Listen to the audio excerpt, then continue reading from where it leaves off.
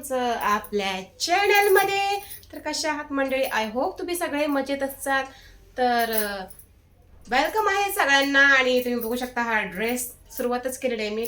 खूप सुंदर आलाय, खरंच खूपच सुंदर आलाय. सगळी एम्ब्रॉयडरीज आहे आणि ही पूर्ण डिझाईन आहे आणि मस्त अशी खाली ड्रेसला सुद्धा डिझाईन आहे. हे बघा, खूप छान आहे, एकदम भारी आहे की नाही? छान आला, छान आला. आणि असेच खूप सारे ड्रेसेस येत आहेत, खूप सारे पार्सल्स येत आहेत. तुम्हाला काय सांगू. आणि एवढे सगळे पार्सल्स बघून जेवढे जेवढे जे हेटर्स आहेत, चांगले आहेत सगळ्यांचे, काही जणांचे खूप चांगले कमेंट्स येतात, काही जण खूप छान छान छान छान बोलतायत बाहेर गेल्यावर. खूप भारी वाटतंय. कारण थोडीशी सुरुवात झालेली आहे काही गोष्टींना.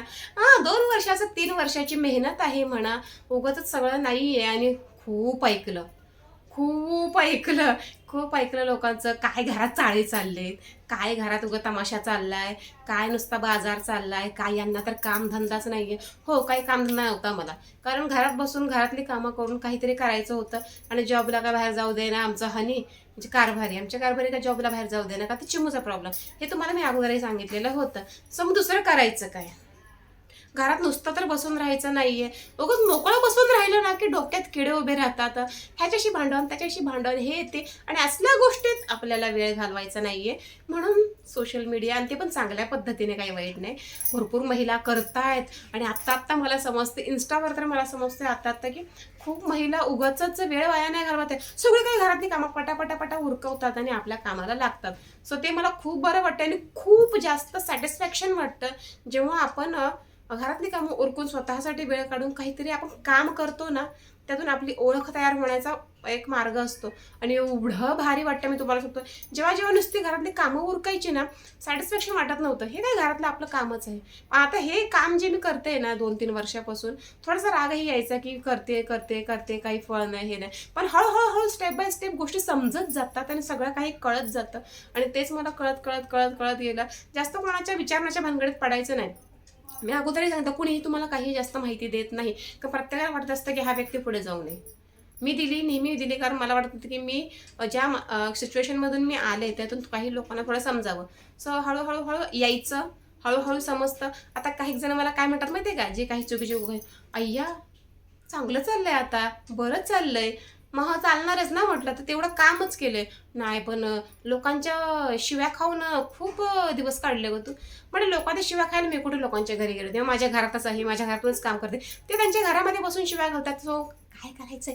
खड्ड्यात गेले ती माणसं आणि खड्ड्यात गेली ती लोक. काही गरज नाही. आणि ही दुनिया खरं तर शिव्या द्यायलाच असते. चांगल्या लोकांना सुद्धा लोक शिव्याच देतात. तर मग सगळं ते गेलं.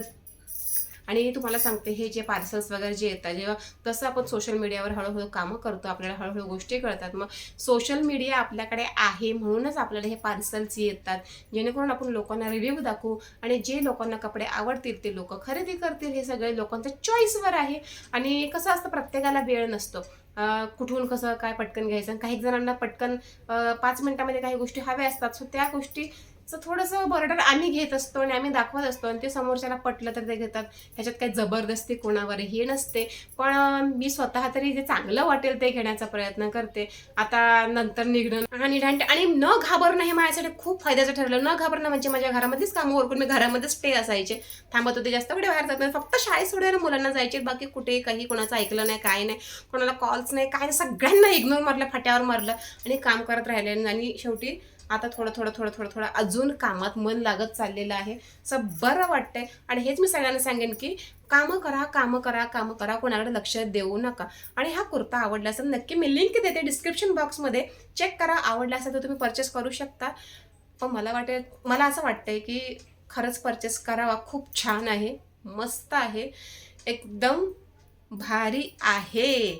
सो ओके, पुन्हा भेटू एका नवीन व्हिडिओसह. आणि हा व्हिडिओ बनवण्याचं कारण हेच की घाबरू नका, काम करत राहा आणि कोणालाही जुमानू नका. आणि मला तर वाटतंय की बोलणारे टोचणारे खूप येतील आणि नंतर गोड बोलणारे पण खूप येतील.